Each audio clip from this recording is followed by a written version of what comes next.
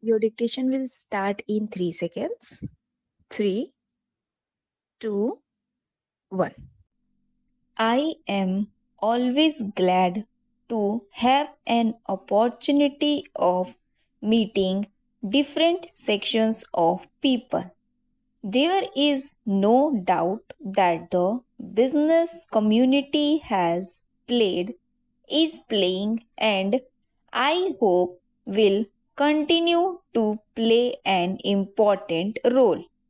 I think there is absolutely no contradiction at all in the policy, as you, Mr. President, have mentioned just now.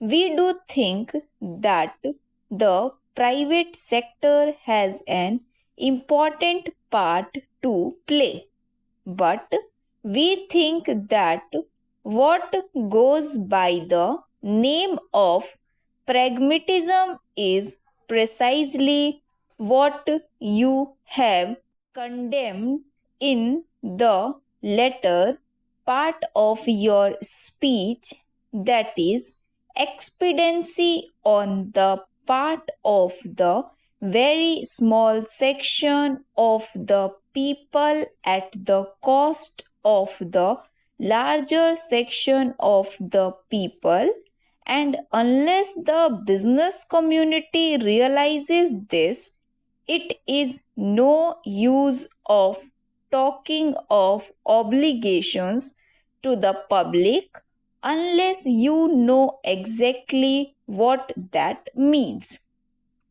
It is no use talking about pragmatism unless you know where in the interest of the country lies.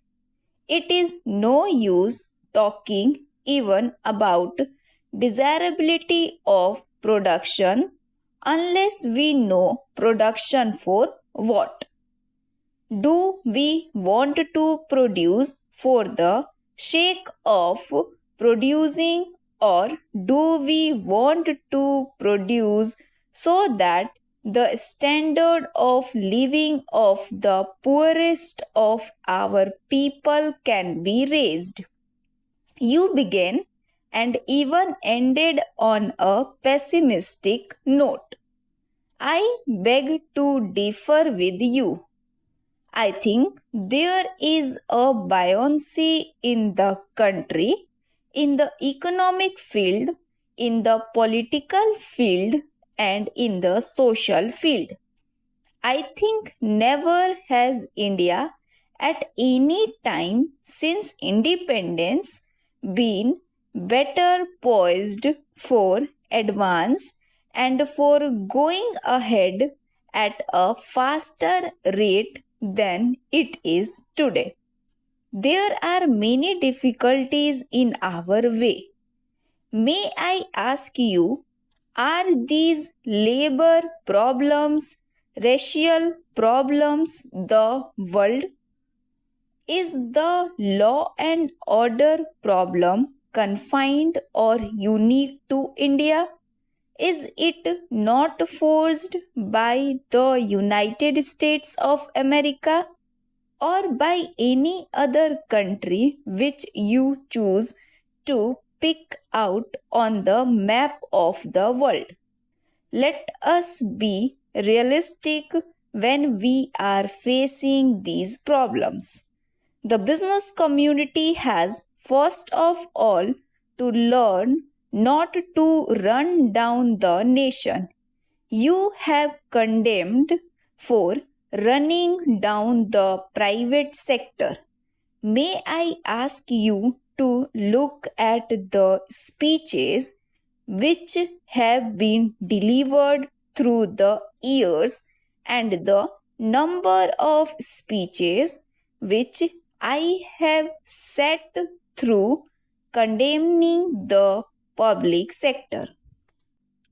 As you, Mr. President, have said in your address, there can be no economic progress in conditions of instability, uncertainty, and insecurity. Any attempt at bringing about a greater measure of economic equality will receive a setback in any such environment and in all situations in which law and order breaks down. It is the poorer sections of the society who suffer most than the affluent section. But I would like to draw your attention to one thing. Stability cannot be and should not be equated with the perpetuation of the status quo.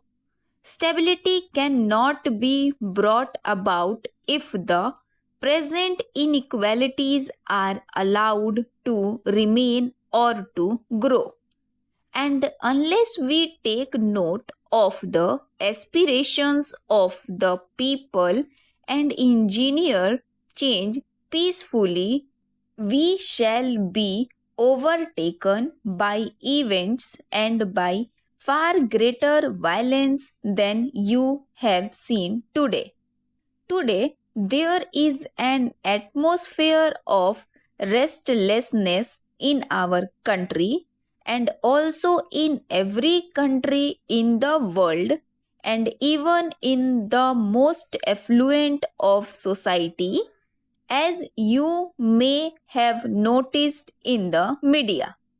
And countries that were quite until recently considered to be heavens of peace and prosperity do not seem to be quite so now.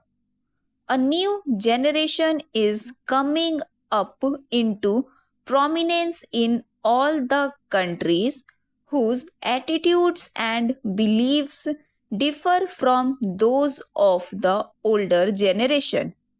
In all spheres of life, therefore, whether it be politics or business and industry, we must take note of this new development and refashion our policies and programs so as to respond more readily to the needs of the changing times.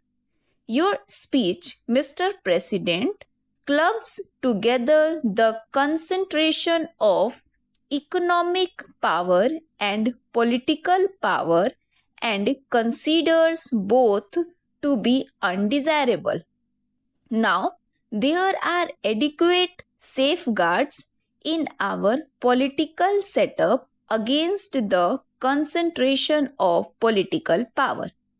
Our federal system, with its allocation of powers as between the centers and the states, is by itself a corrective against any trend towards the concentration of political power.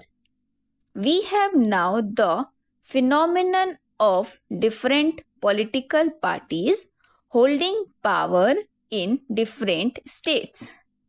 And in the national sphere also, we have a powerful opposition subjecting every move of the government to the closest and most critical scrutiny. But businessmen should ask themselves frankly whether there are similar correctives against abuses flowing from the concentration of economic power. What action has been taken in our country to build up active organizations of shareholders, consumers, and small businessmen?